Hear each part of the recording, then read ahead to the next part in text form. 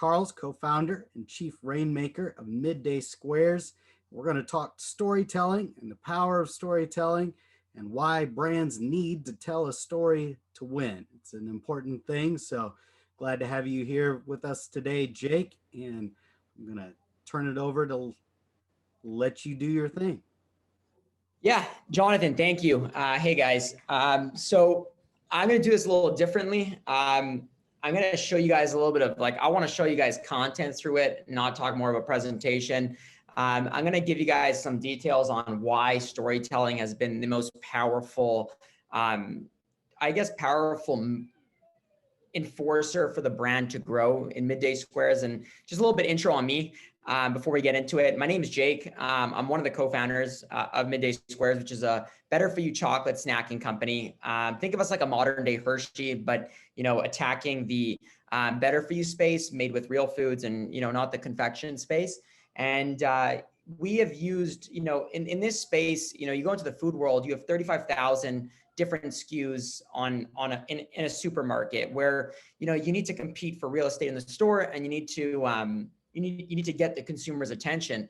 And in a world full of advertisements and consistent media in the consumer's face, we needed to figure a way to break through that attention barrier, because people see on average 5,000 different pieces of content a day. That's a lot. If you take that into account, that if you actually stacked books up to 5,000, you'd get buildings tall worth of books. So that amount of content needed something to break through. And unfortunately, in today's world, you can't just have a good product, a good quality product. It's too hard to succeed because there are a lot of good quality products out there. And there are a lot of different entrepreneurs out there creating amazing things. And there are a lot of big conglomerates buying up the space with capital that they have to, push out the smaller brands.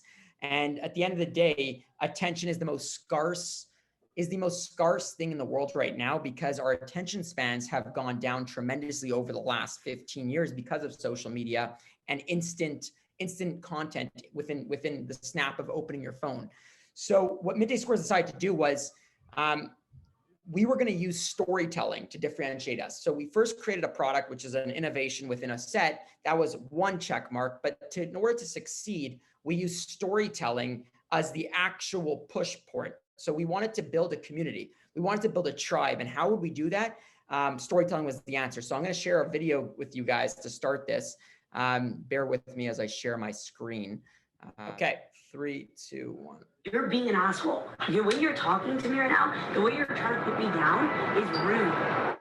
In 2009, a man named Rob Walker wanted to know if storytelling is the most powerful tool of all. And to do that, he went on eBay and he bought 200 objects, all of which were about $1 each. He hired 200 authors to write 200 stories, each for one of the objects. He then put these objects back on eBay. What he found was that objects like this fake banana that was originally worth 25 cents sold for $76. And this little egg whisk thing that was also 25 cents sold for $30. These weren't the only two. The 200 objects were all bought for $129, and they sold for $8,000 after the stories were added to it. I mean, that's pretty fucking crazy. Storytelling isn't just for putting children to sleep at night. It's much more than that. It's a very powerful tool, and as we've seen in Rob Walker's objects, it can be used to draw an emotional connection to an object, to a product. And as a marketing strategy, storytelling can be used to create loyalties as well as an emotional connection. You have to ask yourself, do you want your business to be just a product, or do you want it to be a vision that an audience believes in and subscribes to? And it's not only the MidDay Square product that embodies that, it's everything around it. It's this movement you've created. It's so important to just be real and to be in the moment and show the good, the bad, and the, everything in between is super important to creating an authentic, true community. Rob Walker's eBay experiment shows us that objects without a backstory aren't really worth anything. You see, stories are what create empathy and relatability, both of which are key to creating a community. At MidDay Squares, we're building the next biggest chocolate snacking company, family business, badass community. This is why we do what we do. This is seriously the reason. We share our thoughts on entrepreneurship through our social media presence. Nothing's off topic. Lately, we've been on the verge of divorce. No subject left untouched. This isn't personal. Well, it is, because I'm feeling a certain way, and instead of dismissing how I'm feeling, accept it. But of course, having a good product must always come first. But there are a lot of good products and a lot of aisles and a lot of supermarkets in a lot of countries. How are we going to set apart from the rest? Well, these good fucking stories are a place to start. I just feel so broken.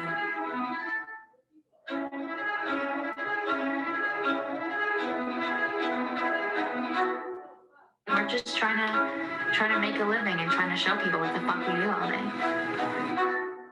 Create real shit and the community will build itself.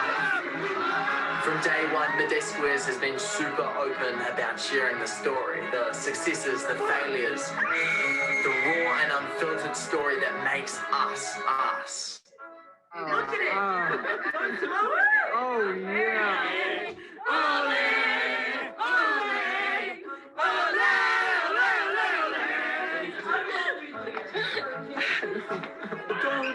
Good vibes. That comes for our chocolate and stays for the story. That's MidDay Squares, people. That's our community. That's MidDay Square. Very hot. Social is what differentiates you from other companies. You know, people can steal your product, but they can't copy your social media. They can't be you. The power of social media is the groundwork and foundations of our community. To put it simply, if you were offered two products, one a faceless brand and the other whose CEO has just poured their heart out to you, well, which one are you going to choose? What MidDay Squares is doing is attainable. Looking at a business can be confusing, off-putting, and leaves us wondering, how did they build this? This question does not exist with MidDay Squares. The customers and audience know how they built this because they've been there every step of the way. Welcoming our new member to our team. Through nervous breakdowns, fights, You're being an asshole. The way you're talking to me right now, the way you're trying to put me down is rude. insane highs, family issues, This isn't a functional way of doing things. the whole lot, all of which are relatable. It always comes back down to relatability. The power of storytelling is the art of humanizing a business, and just how Rob Walker was able to upsell an egg whisk just by giving it a backstory, MidDay Squares has succeeded in humanizing the shit out of their brand using storytelling and creating a movement that is much bigger than them. So as you could see, guys, storytelling allows us to come out of the entire space of the saturation of the CPG world. And what we do is connect. Storytelling allows us to connect to the consumer. It allows us to have the consumer come on the journey with us. It allows us to break through the attention fatigue, the decision fatigue that we all have from all the content that's being thrown at us daily, from advertisements to organic content, to product benefits, to product pushes. And what we have done at MidDay Squares was we've sold millions of chocolate bars solely through storytelling and creating a good product.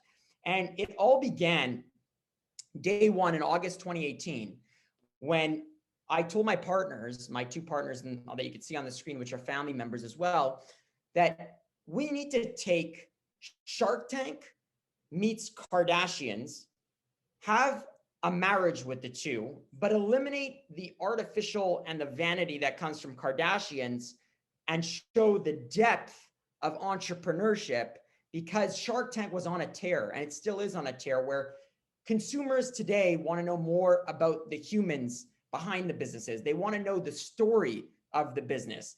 They care about the product, but in today's world, your product should fit all the benefits that they want.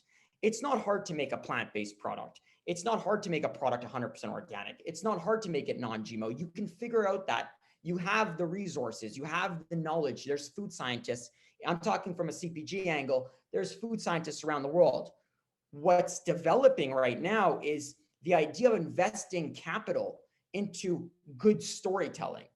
To put out a picture of your product every single day and talk about the characteristics of the product is one thing, but eventually the consumer will get tired of seeing the most repetitiveness of the product. It's a lot of pushing onto the consumer. Well, we decided by filming everything, and I mean everything, that means there's no more personal life in my life, my partner's life, or the MidDay Squares team's life. We're about 50 of us.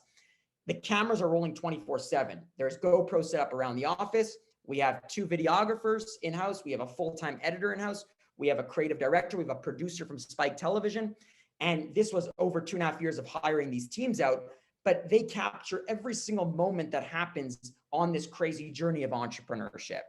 And what that allows us to do is what you saw in that video is it allows us to have that relatability, that authenticity and relatability, which the consumer is craving so much that they will buy any product alongside it. So our mandate every single day is to say to ourselves, by filming everything and showing everything, that means a glass door of the business is that you could see the entire behind the scenes, other than trade secrets, such as how we manufacture the product in itself or the suppliers we use. But nothing's off the table, from therapy sessions to firings to successes to crazy ass failures to losing $200,000 from a crisis and how to deal with that. Because at the end of the day, that's what drives the hype. That's what drives the community. That's what drives the tribalism. That's what drives the evaluations that we're getting from the public and private markets. And when we decided to do that, we signed off our lives onto being okay with cameras being in my face 24/7. And at first it's really awkward because if it's not true to you, you have to be aware of a camera filming your hard conversations you're having with a team member, hard conversations you're having with a family member. And this new age of type of media allows companies today to now be called not just a CPG brand in our space, but we are a media first company and a chocolate manufacturer at the same time. So we combine the two. And I think why people need to start investing into this type of, media or this type of, let's call it marketing, because I guess that's a good way to put it, is you're going to build a community around the product if you have that, because when you connect deeply. When we connect and a consumer sees our product at the grocery store with the 35,000 other different SKUs, they're now seeing Jake, Nick, and Leslie, or in the MidDay Squares team. They are no longer seeing that healthy chocolate bar in the refrigerator. They are now seeing, oh my God, I know those people. They're so amazing. They stand for such amazing things. Did you see their story about this? And when you do that, you now have walking salespeople across the country advocating for you, not only at the store level, but because of the connectivity, the relatability, the transparency, and the authenticity that's connected with them, they're now going to their dinner table at night and they're sharing their experience, because the world revolves around sharing experiences that are different, experiences that are relatable. You want to share something. So it's just the human evolution that. So we're taking advantage of playing on that human evolution to grow naturally. So we've invested $500,000 a year into just creating content as a chocolate company. Imagine it's a startup chocolate company. But that $500,000 is going a very long way, because what's happening is there's a domino effect happening at the same time. The consumer now becomes a brand advocate without us asking them to be. They know everything about the brand, from when we had this team member to what's going on at the moment, day to day. And they then share that story, again, the word story comes, with the next consumer that's going to hop onto this roller coaster. And we use the storytelling to create the tribe. And I think in today's world, if you don't have a tribe starting a business that's not a commodity, I think you're failing. Media is where everyone's brains and heads are at one point throughout the day. That is the platforms to use. You have LinkedIn, you have Facebook, you have Instagram, you have TikTok, you have Snapchat, you have YouTube, you have you have many more, which I can't even get into all of them, but every couple of years, a new one comes. These are just used as platforms where people are. You now need to break through the attention barrier that's there, because when I scroll through my phone on social media, I see thousands of pieces of content throughout the day. And a lot of the time I go right by it because it's the same old shit over and over again. But the second I see something that connects to me and relates to me, I stop and I watch, and I give them my attention that's scarce. I give them the little attention I have throughout the day to watch and pay value to. And if I do like it, I am automatically, because of the way these platforms are built, sending it to someone else, sending it to someone I think would like it, sending it to a friend or referral. Look at this commercial that came out. Look at this thing. And this brings me to my next thing. Storytelling doesn't need to just be used as the behind the scenes, the day-to-day. You can use it to drive to physical retail. For us, we invest every time we launch a retailer. So a national retailer like Sprouts in the United States, or Whole Foods, or Kroger, or whatever these stores are, we will do a campaign-like commercial that basically has two things to it. We will film a 20-second Super Bowl-like ad, which I'm going to show you one very soon. And then we would, at the same time, we film the entire behind the scenes with our content team to tell the story of how it all developed. So we show the BTS, again, relating to connectivity and showing all the love that goes behind the scenes of making something happen. So a 20-second commercial, which I'm about to share with you guys, if I could find it. Hold on a second.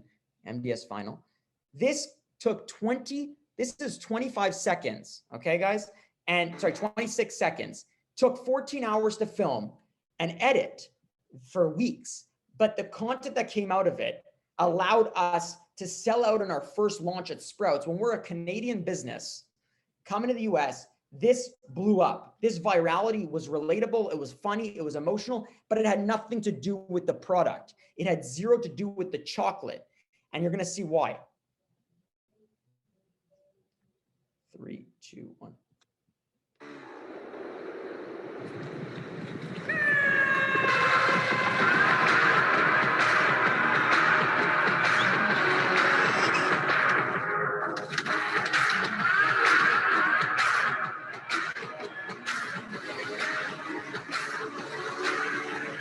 Run, don't walk. MidDay Squares now available at a Sprouts near you. Find us in the fridge. So as you guys can see, a small commercial like this allowed us to, hold on a second, I gotta get us out of this.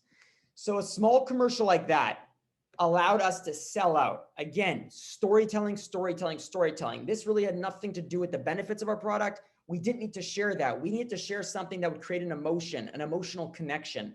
And the story, this commercial alongside the BTS video that went out at the same time, allowed the consumer to feel what goes into this stuff and relate. Nothing to do with product, zero to do with product. And I think it's just super important that we, in today's world, start to pay value to content creation and storytelling. Don't put out stuff for the sake of putting stuff out. Put stuff out. Put content out that will relate to the consumer. Something that will break through that crazy attention barrier that we all have today. Do stuff that relates. It's enough with product benefits. It's enough. You say it once, say it twice, 3 times, shame on you. Unless it's a brand new customer, there's no reason to keep going repetitive. Eventually, they're going to fall off the train of interest. And once they fall off the train of interest, to grab them back into your ecosystem is very, very difficult.